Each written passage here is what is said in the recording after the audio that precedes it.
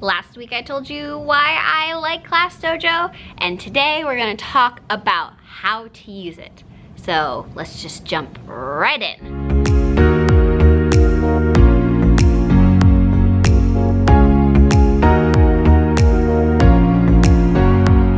If this is the first video you've ever clicked on from me, and you don't know what Class Dojo is, take a second and look back at my last video. It was talking about what Class Dojo is and why I like it.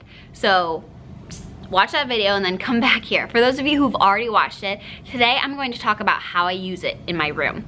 Now, I want to disclaim that there are a couple of different thought processes on how to use it. I'm not saying one's better than the other. Obviously, I'm biased to how I use Class Dojo because I think it works pretty well.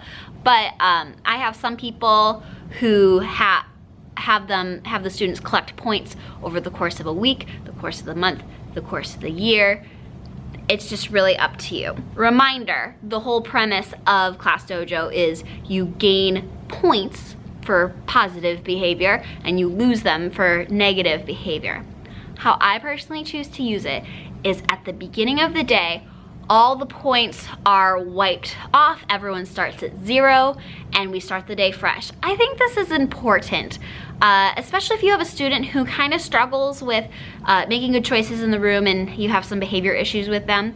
How demoralizing would it be to walk in, brand new day, and you're already at negative points? What's your motivation to climb out of that? You know what I mean? So I think it's important to start every day fresh.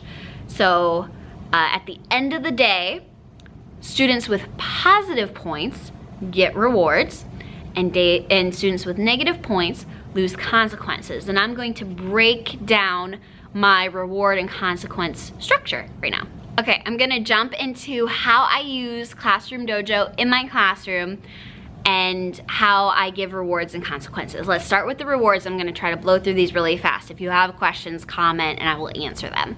So if you end the day with 1 positive dojo point, then you get a cash. Now, I think I've done a video about how having a classroom currency where kids can earn fake money it helps them be motivated to do good behavior. They like being caught doing a good thing. So in my classroom, you can save up this cash, and then every week you get to buy stuff at the cart or the store. So for the purposes of this video, I'm gonna call it cash, okay? So it's just like a fake dollar. So 1 point is 1 cash. 2 points at the end of the day, 2 cash. 3 points at the end of the day, 3 cash. Now, 4 points is where it gets interesting because I didn't want to give out so much cash at the end of the day. So if you get 4 points, you get those 3 cash from the 3 points. And then the 4th point means that you get to pick a fun card. Now, a fun card are these little cards, like reward things that I found on Teachers Pay Teachers, and they get to draw one at random and it has a fun little reward. Like for instance, this one says, sit at the teacher's desk. Switch desks with someone. No morning work. That one's super popular. So they get to pick one of these and then they get a random surprise reward. It's awesome and it costs me $0. And then 5 points is kind of where I cap it. I mean, they can get more points, but nothing else happens after 5. 5 points, you get those 3 fish cash from the 3 points, and then you get to draw out of my prize bag. And there's just like little things from like the dollar store and Target that I found in there. The kids love it. That does cost me a little bit money, but kids don't get to 5 points a ton. I do give out points, but I'm a little bit more stingy than to give 5 points out all the time. So they really have to work for it. So that's kind of like the positive scale. I think if they got 6 one time, I sent them to the office for like a reward or something. So play with it how you want. Decide what reward is attached to the to how many points. Honestly, the first point could just be like a good job, you did a great job sort of thing. Okay, negative time. No one likes going negative, but we have to talk about it because the key to a well-managed classroom is having rewards and consequences. Positive, negative. They go hand in hand, you need both. So for -1 point, in my brain, it's just a warning. It's kind of get yourself together. In my room, I have something called choice. I should probably do a video on that at some point, but the idea is they actually get to choose what centers they go to during center time. And that's, in my brain, a privilege that not every kid gets. So if you're in the negative, you don't get choice. I boss them around. So it's a very light thing. It's not that big of a deal, but it's enough of a nuisance for them that they're like, I need to get some positive points back here today. So -2 points is I take away about half of the recess. And I know that there's people out there who don't like that. And I totally understand. At the same time, you kind of have to think, well, what's going to kind of like get their attention? So I will take away partial recess for -2 points. And then for -3 points, I will take away full recess. It's not fun. We definitely spend part of that time talking about what happened and how to keep it from happening again. And I do have them walk laps, so they are getting some physical activity in, they're just not playing, if that makes sense. And then -4 points, we're really looking at like getting sent to the office, or a buddy room, or whatever your school has in place. I will also say that once we get into -2 points, all iPads, computers, group work, things kind of get taken away. You kind of just like pull back the privileges. You know, you can sit at your desk and work if you are not following the classroom rules, and everyone else can do the activities on the iPad. You can do it on paper and pencil. That's how kids did it forever up until this point, so you will survive. Is kind of my thought process.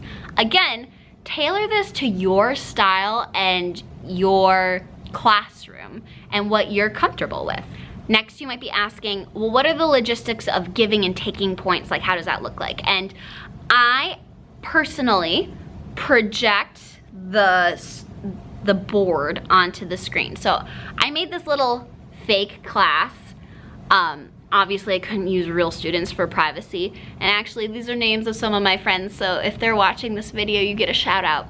So this is what it looks like up on the screen, and I project it. A word about that. There are some people who I kind of agree with that say, like, we don't want to project things or have everyone see how the kids are doing, because how demoralizing to be publicly humiliated. That's kind of one of the other reasons that I got rid of the clip chart. Now, I will project it from time to time for kids to check in and know how they're doing, and then take it down and then put it back up. A part of doing this successfully is creating a supportive classroom environment. If you put it up there and say, look, it's so-and-so doing so bad, or allow that sort of talk, it's not gonna work, because they're gonna feel shamed and embarrassed. Rather, it's, you need to set up the environment of, we have good days, we have bad days, all of those are okay, we're all working towards being better. If someone's doing great, let's you know, congratulate them and say, wow, you are doing great, you're having a great day. And if someone's having not so great of a day, let's just give them some space, you know, leave them alone. We're not gonna say anything negative to them, they know it, and they're gonna work to be better. So really setting up that environment is the only way that I would project it for other people, for the whole class to see, because that could lead to some embarrassment. So you treat that with your comfort level. I don't really know how else to let the kids know how they're doing other than just projecting the whole thing. But you could come up with a check-in system where the kids could go up and check privately. It's up to you, whatever your classroom and you are comfortable with. And another thing is, I do try to give one warning before taking a point away. So for example, I've got Dylan on here, and it's funny because Dylan is my husband's name.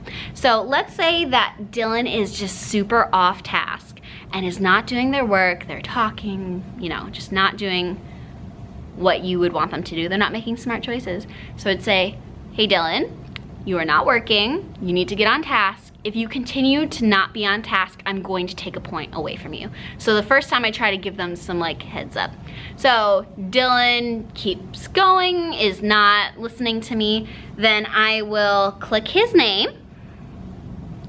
And then these are the positive points and these are the negative points. so you can put what he did wrong. And you can actually go in and edit the skills and say like exactly what you want it labeled as. So you'll have like a bunch of these buttons ready to go. So you can do the basics like off task, talking, lying, hitting, whatever. I'm going to put off task and take 1 point away. And so when I go in and say off task, I click it. Ooh, sorry. Take 2. I go in and I say off task. It's subtracted from him. So now like his little icon has a negative point and everyone else has neutral points. Now, if I see Nicole doing a great job and I'm like, you are doing such a great job, you are helping others, I press the little helping others, and now she has a positive point.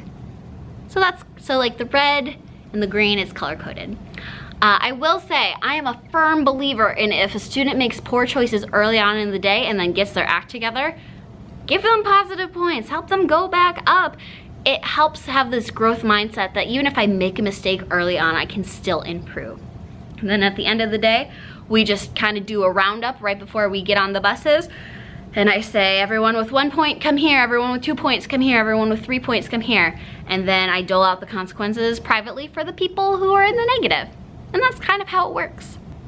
Okay, I feel like I flew through that, but I also had so many words at the same time. So I would be understanding if that didn't make sense. So if you have any specific questions about this, comment below and I will try to answer, or just send me a message on any of my platforms.